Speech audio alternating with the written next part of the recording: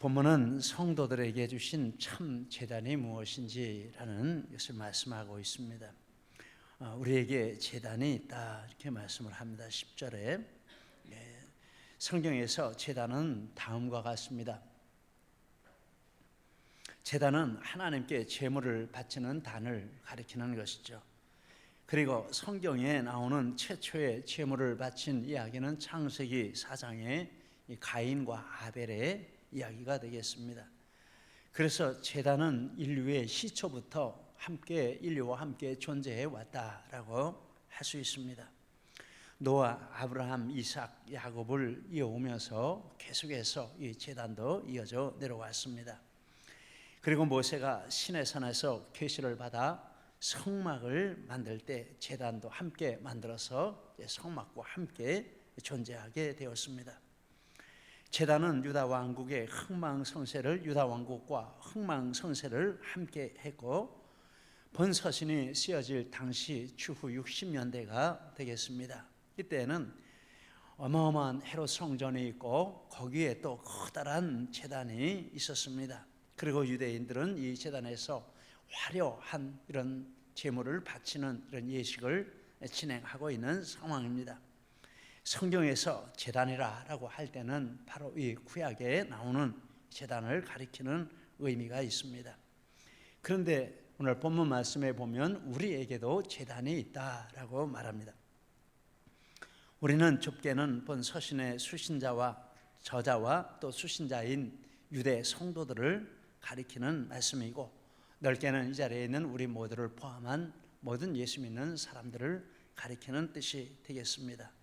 그래서 우리에게 제단이 있다라는 말은 우리 예수 믿는 성도들에게도 제단이 있다 이런 뜻이 되겠습니다. 그런데 10절에 또 보니까 장막에서 섬기는 자들은 그 제단에서 먹을 권한이 없다라고 했습니다. 장막은 구약시대에 제사를 드리던 그 성막을 가리키는 것입니다. 그리고 후대에는 성전이 되었습니다. 천막으로 있다가 건물로 바뀌었습니다. 장막 안에는 제단이 있고 구약시대의 모든 백성은 이 제단에서 하나님께 제물을 바쳤고 제사장들이 그 제사를 집전했습니다. 그래서 장막에서 섬기는 자들이라는 말은 구약시대의 제사장을 비롯한 모든 제사를 드리는 이스라엘 백성을 가리키는 말이라고 하겠습니다.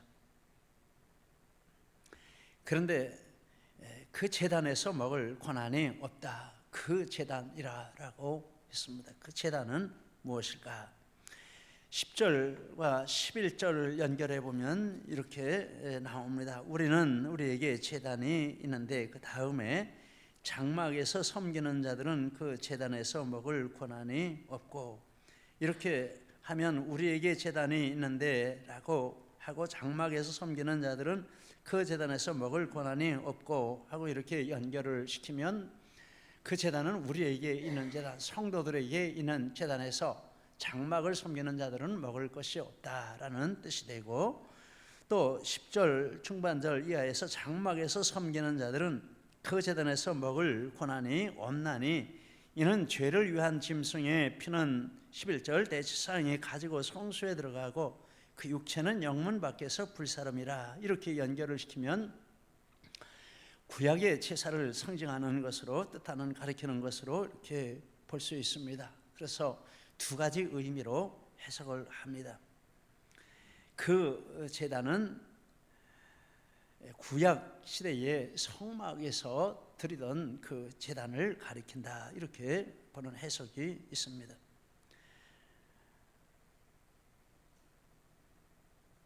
그리고 11절에 이는 죄를 위한 짐승의 피는 대제사장이 가지고 성소에 들어가고 육체는 영문 밖에서 불사람이라 라고 말한 이 말씀은 바로 그 대속죄 일의 제사를 가리키는 것입니다. 7월 유대 달력으로 7월 10일서부터 일주일간 대속죄일을 지키는데 바로 그 제사를 가리키는 것입니다. 그때 제단에 제물을 바치는데 바로 그 제단을 가리키는 것입니다.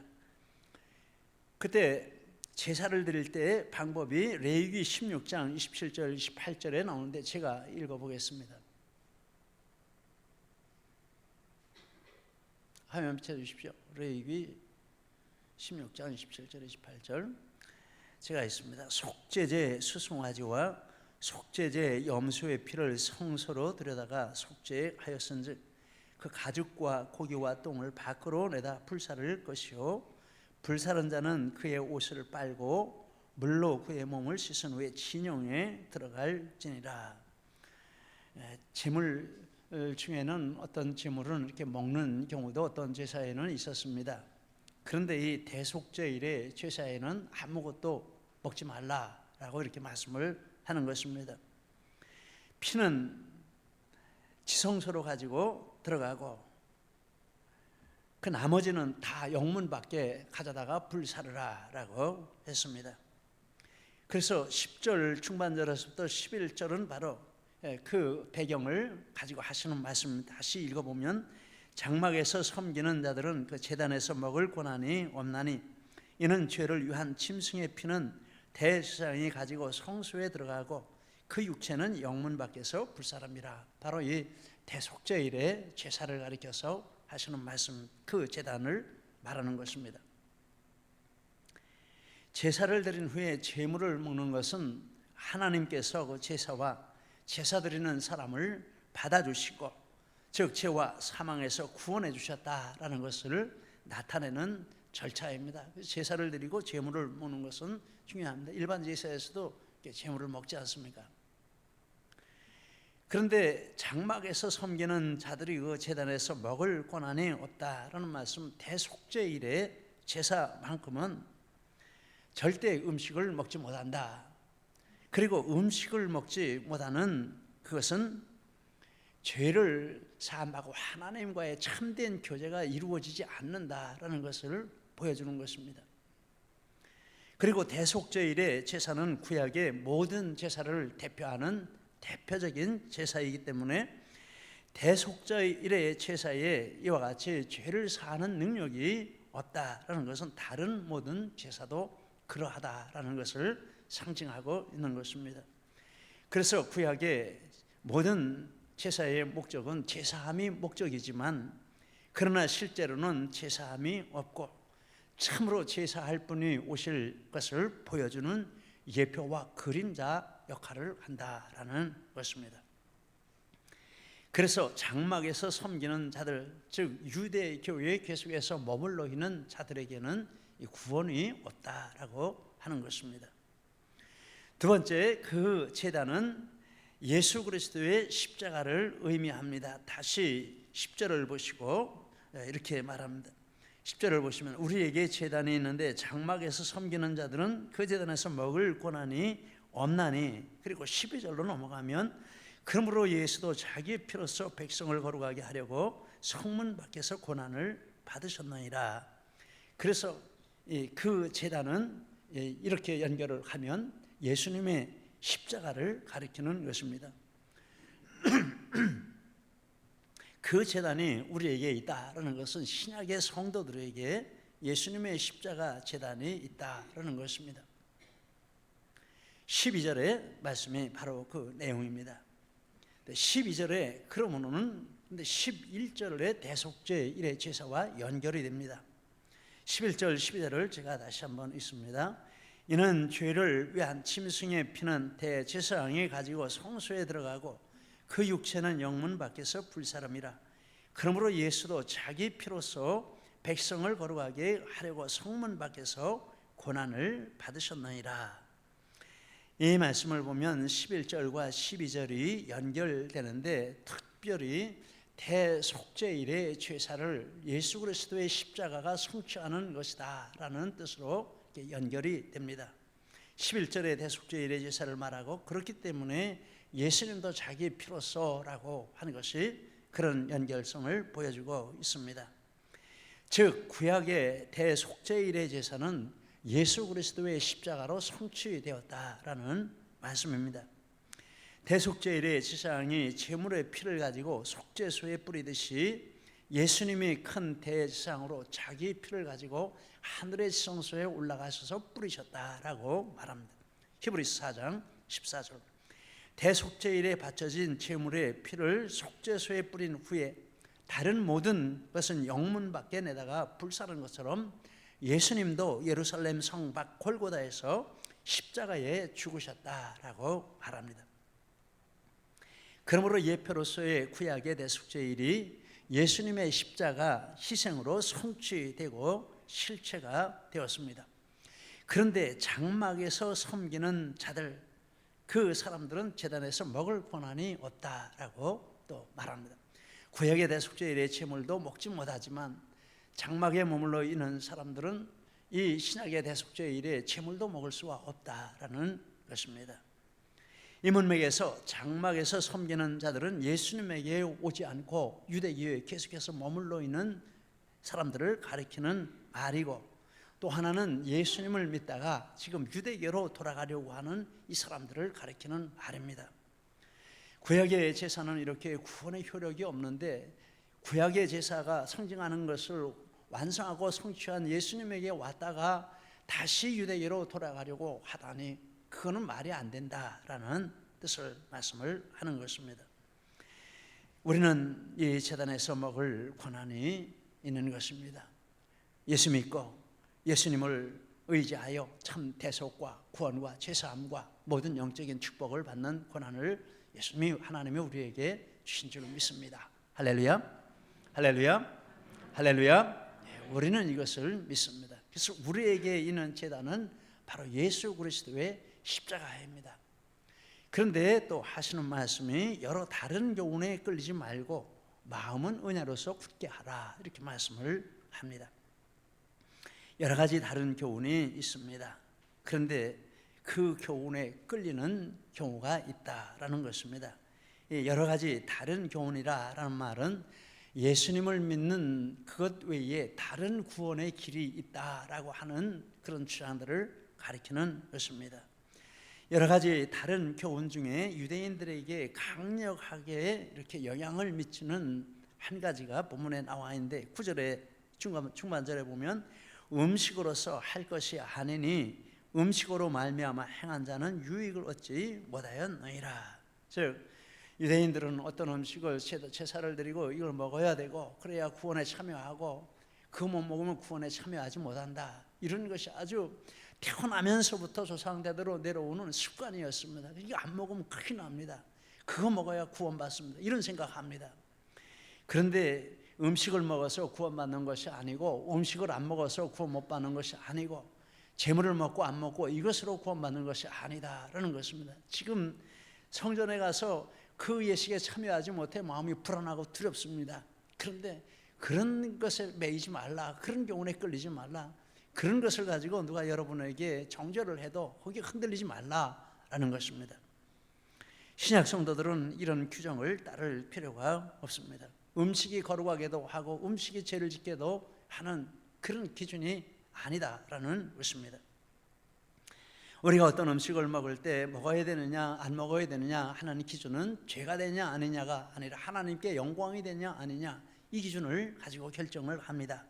고린도전서 14장 6절, 먹는 자도 주를 위하여 먹으니 이는 하나님께 감사하며 먹지 않는 자도 주를 위하여 먹지 아니하며 하나님께 감사하느니라. 하나님 앞에 이렇게 영광되기 위해서 내가 이걸 먹고 더 열심히 섬기겠습니다, 그럼 많이 드십시오. 하나님 앞에 내가 금식하면서 하나님 앞에 가까이 가기 위해서는 금식하면서 하나님 음식을 끊고 기도하겠습니다, 그러면은 금식하면서 기도하십시오. 하나님 앞에 가까이 가는 방편이 되냐 안 되냐, 이것이 먹느냐 안 먹느냐의 기준이다라는 것입니다. 또 하나는 어떤 음식을 먹고 안 먹는 그것 때문에 형제에게 시험이 되냐 형제에게 유익이 되냐, 이것을 기준으로 결정하라라고 합니다. 고린도서 8장 13절에 만일 음식이 내 형제를 실족하게 한다면 나는 영원히 고기를 먹지 아니하며 내 형제를 실족하게 하지 않게 하리라라고 했습니다. 이 두 가지 기준 외에 어떤 음식을 먹어서 죄가 되고 어떤 음식을 안 먹어 죄가 안 되고 이런 것 없습니다. 자유하시기를 바랍니다. 그리고 여러 가지 다른 교훈 중 또 유대인에게 강력하게 영향을 미치는 교훈이 있는데 할례파의 주장입니다. 할례파의 주장은 할례가 구원의 조건이다라고 하는 주장입니다. 그런데 묘하게도 예수 믿어야 구원받는다, 그런데 할례도 받아야 구원받는다, 이렇게 주장을 했습니다. 사도행전 15장 1절에 어떤 사람들이 유대로부터 내려와서 형제들을 가르치되 너희가 모세의 법대로 할례를 받지 아니하면 능히 구원을 받지 못하리라. 유대로부터 내려왔다는 것은 예루살렘 교회에서 이렇게 지방으로 왔다라는 뜻입니다. 여러 지역으로 다니면서 예수 믿어서 구원받는 것 당연한데, 그런데 할례도 받아야 된다, 이거 안 받으면 예수 믿어도 구원 못 받는다, 이런 주장들을 했다라는 것입니다. 그래서 성경에 보면 여러 곳에서 여러 교회들이 이 주장 때문에 흔들리는 이런 일이 있었고, 역시 바울 사도가 여러 편지를 쓴 원인이 되었다라는 것을 보게 됩니다. 여러분, 할례 받아서 구원받습니까? 아닙니다. 예수 믿어서 구원받습니다. 할렐루야입니다. 여러 가지 다른 교훈 중 오늘날 강력하게 영향을 끼치는 한 가지 주장이 있는데 WCC의 주장입니다. WCC는 세계 교회 협의회라 하는 그 영어 약자의 머리 글자입니다. WCC, 종교 다원주의를 추구하는 이런 집단입니다. WCC가 주장하는 종교 다원주의는 이와 같습니다. 성경만이 하나님의 유일무이한 말씀임을 부인하고, 성경을 부인하면 다른 것도 다 부인하게 됩니다. 기독교만이 유일한 참 종교임을 포기하며 예수 그리스도만이 죄인의 유일한 구주이심을 부인한다. 종교 다원주의. 다원주의는 구원의 길이 여러 개가 있다라는 것입니다. 모든 다른 종교에도 구원의 길이 있다. 그런데 교회가 연합해서 이런 주장을 펴고 있습니다. 그러면서 하는 말이 타 종교에도 구원이 있고, 그러므로 교회가 전도를 하거나 개종을 강요하는 것은 성경적이지 않다. 그리고 우리는 다 품어주고 사랑해. 왜냐하면 하나님은 사랑이기 때문에 이렇게 가는 것입니다. 여러분, 지옥의 멸망으로 향해 가는 것을 그냥 놓아두고 잘한다 하면 이게 사랑이겠습니까? 거기서 건져내고 방향을 돌이키게 하고 이렇게 해야 사랑인 것이죠. 이런 주장은 성경 말씀과 완전히 반대가 되는데, 그런데 그런 것을 따라가는 이런 사람들이 참으로 많다라는 것입니다. 여러 가지 다른 교훈 앞으로도 계속해서 반성경적이고 비성경적인 이런 주장들이 나와서 죄 백성들을 현혹하는 이런 일이 일어날 것입니다. 그런데 그런 것에 끌리지 말라라고 말하면서 마음은 은혜로서 굳게 함이 아름답다라고 했습니다. 마음은 은혜로서 굳게 하라라는 말은 바로 이 구원의 진리의 은혜가 우리 마음에 가득하게 채워지고 이것을 견고하게 붙들고 흔들리지 않도록 하라라는 것입니다. 마음을 굳게 할 구원의 진리를 세 가지로 요약을 해보았습니다. 첫째, 예수님만이 하나님이 우리에게 보내신 유일한 구원자시다. 이것을 우리 마음에 굳게 하는 것입니다. 고린도서 8장 5절 6절 같이 한번 읽겠습니다. 비록 하늘에나 땅에나 신이라 불리는 자가 있어 많은 신과 많은 주가 있으나 그러나 우리에게는 한 하나님 곧 아버지가 계시니 만물이 그에게서 났고 우리도 그를 위하여 있고 또한 한 주 예수 그리스도께서 계시니 한 분밖에 없습니다. 하나님도 한 분이시오, 구원자도 예수님 한 분이시오. 이게 성경의 말씀입니다. 그 당대에도 많은 신들도 있고 많은 주가 있는데 우리에게는 한 하나님과 한 주밖에는 없다라고 말했습니다. 히브리서 10장 12절 같이 읽겠습니다. 오직 그리스도는 죄를 위하여 한 영원한 제사를 드리시고 하나님 우편에 앉으셨느니라. 하나라 하는 것은 유일한 이런 뜻입니다. 유일한 영원한 제사를 드리시고 오직도 유일하다라는 뜻입니다. 이와 같이 하나님이 우리에게 보내신 구원자는 예수 그리스도 그분밖에는 없습니다. 세상에 아무리 다른 교훈이 흘러들어와도 우리 마음 가운데 이것을 견고하게 지켜야 할 줄 믿습니다. 또 하나는 그러므로 모든 사람은 오직 예수님을 믿어서 구원을 얻는다라는 진리입니다. 예수님이 직접 말씀해 주셨습니다. 요한복음 14장 6절 보시겠습니다. 함께 있습니다. 예수께서 가라사대 내가 곧 길이요 진리요 생명이니 나로 말미암지 않고는 아버지께로 올 자가 없느니라. 예수님 자신이 이렇게 말씀하셨습니다. 그러니 이걸 부인한다면 예수님은 부인하는 것이죠. 사도행전 4장 12절도 똑같이 말합니다. 같이 있습니다. 다른 이로서는 구원을 얻을 수 없나니 천하 인간의 구원 얻을 만한 다른 이름을 우리에게 주신 일이 없음이니라 하였더라. 구원의 길은 예수 믿는 것밖에 없다. 아무리 다른 구원자들이 있다고 이렇게 많은 사람들이 이야기를 해도 나 혼자만 이걸 믿는다 그렇게 생각되는 것 같아도 우리는 이 진리를 붙들어야 한다라는 것입니다. 예수밖에 구원의 길이 없고 예수님만 믿어야 구원받는다라는 것입니다. 또 하나 예수 그리스도의 유일한 구주되심을 땅끝까지 그러므로 전파해야 한다라는 것입니다. 예수님이 직접 말씀하신 마태복음 28장 18절로 20절 이것도 같이 있습니다. 예수께서 나와 말씀하여 이르시되 하늘과 땅의 모든 권세를 내게 주셨으니 그러므로 너희는 가서 모든 민족을 제자로 삼아 아버지와 아들과 성령의 이름으로 세례를 베풀고 내가 너희에게 분부한 모든 것을 가르쳐 지키게 하라. 전도할 필요 없다, 개종강요하지 말라, 어디 이런 말이 나올 수 있습니까? 계속해서 땅끝까지 가서 모든 민족에게 전파해서 예수 믿게 하라 이렇게 말씀했습니다. 마가복음 16장 15절 16절도 같은 말씀인데 또 읽겠습니다. 너희는 온 천하에 다니며 만민에게 복음을 전파하라. 믿고 세례를 받는 사람은 구원을 얻을 것이요 믿지 않는 사람은 정죄를 받으리라. 구원 얻는 길은 믿고 세례 받는 길이고 안 믿으면 정죄 받는다라고 했습니다. 얼마나 이 성경에 이렇게 구원의 진리를 오직 예수 믿어 구원받는다는 진리를 이렇게 분명하게 말했는지 모릅니다. 막 유대인들을 흔들려고 하는데 이 진리를 마음으로 굳게 하라라고 말합니다. 은혜로서 이렇게 굳게 하라. 그러면 어떤 일이 일어납니까? 그러면 아름다운 일이 일어난다라고 했습니다. 그것이 자체가 아름다운 일이고 또 아름다운 일이 일어납니다. 이 아름답고라는 말은 여러 뜻이 있는데 흠이 없다라는 뜻이 있습니다. 예수님의 구원의 진리에 이렇게 분명하게 붙들고 그 재단을 붙들고 사는 사람은 영적으로 흠이 없게 되는 줄 믿습니다. 건강하다, 강력하다라는 뜻입니다. 이 우리에게 있는 예수 그리스도의 십자가 재단을 붙들면은 영육간에 강건하고 건강하게 어떤 것도 우리를 넘어뜨릴 수 없는 강력한 힘이 거기에서 나오는 줄 믿습니다. 더 우수하다, 쓸모있다라는 뜻입니다. 세상에 어떤 신앙보다 예수님을 주님으로 믿는 이 신앙이 더 우수하고 더 쓸모가 있는 신앙인 줄 믿습니다. 이 신앙이 세상을 변화시키는 줄 믿습니다. 그리고 도덕적으로 선하다라는 뜻입니다. 가장 선한 것은 바로 예수님의 십자가를 믿는 그 믿음에서 나오는 것입니다.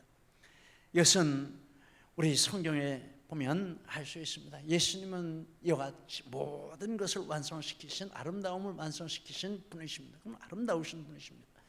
그리고 예수님을 믿고 따르는 그분들에게서 아름다운 이런 모습들이 나오는 것을 볼 수 있습니다. 우리 대한민국에도 그런 분들이 오셔서 이 아름다움을 간직한 분들이 오셔서 이 나라를 이렇게 예수 믿는 나라로 만들어 주신 것입니다. 여러분, 우리는 우리에게 이 재단이 있는 것을 하나님 앞에 감사합니다. 이 재단을 분명하게 붙들고 이 재단을 통해서 이와 같이 아름답게 하시는 은혜와 축복을 누리는 우리 모두가 되시기를 예수님 이름으로 축복합니다. 기도하시겠습니다.